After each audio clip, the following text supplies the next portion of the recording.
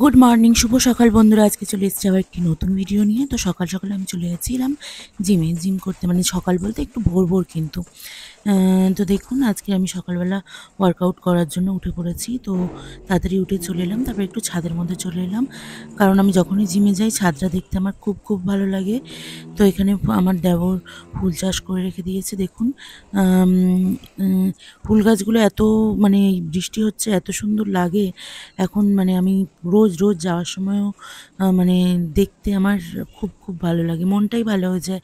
আমি জানি না কাদের এরকম মন ভালো হয়ে যায়, ফুল গাছ কার না মন ভালো হয়ে যায় বলুন, সবারই হয়, কিন্তু যাদের হয় তারা নিশ্চয়ই বুঝতে পারছেন যে ফুল গাছ এমন একটা জিনিস যেটা দেখে সবারই মন ভালো হয়ে যায়।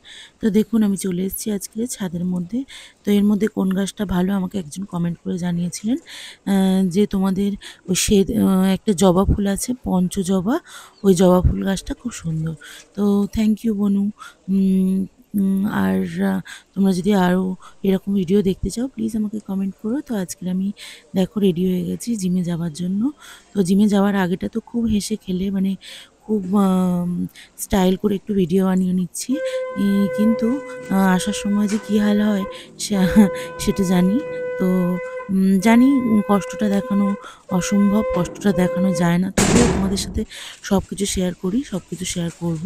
তো দেখো এর মধ্যে আমি ছাদের দরজাটা বন্ধ করে দিয়েছি, কারণ ছাদটা আমাদের আলগা, কোনো বাচ্চা গেলে ওখানে কিন্তু পড়ে যেতে পারে, সেই জন্য আমরা সবসময় ছাদের দরজাটা চাবি দিয়ে রাখি, দরজা দিয়ে রাখি। তো দেখুন আমি এখন চলে এসেছি তিনতলাতে আমাদের জিম। তো এখানে চলে এসেছি, দেন আমি দেখো জিমের মধ্যে আজকে চলে এসেছি আজকে ওয়ার্কআউট শুরু করার জন্য।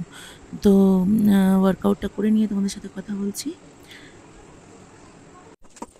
তো হয়ে গেছে আজকের এই জিম। দেখো এবারে আমি ওয়ার্কআউট শেষ করে নিচে নামছি।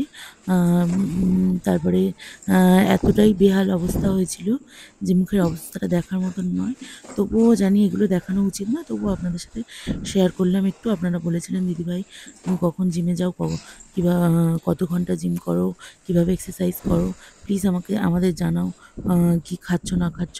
তো সেই জন্য আমি তোমাদের কাছে সবটা একটু একটু করে শেয়ার করার চেষ্টা করি। তো আজকের ওয়ার্কআউট এই পর্যন্ত। আজকে ছিল লেগ প্রেস একটু বেশি করে, তো ওই জন্য আজকে পায়ের অবস্থা বেহাল, সেই জন্য বাট কষ্ট হলেও নেভার মাইন্ড। সব সময় সব কিছুতে কষ্ট আছে বলেই সুখ আছে বলেই ভালো মন্দ সব মিলে। তো আজকের ভিডিওটা এই পর্যন্ত। টাটা, ঘরে চলে এসেছি, টাটা সবাইকে।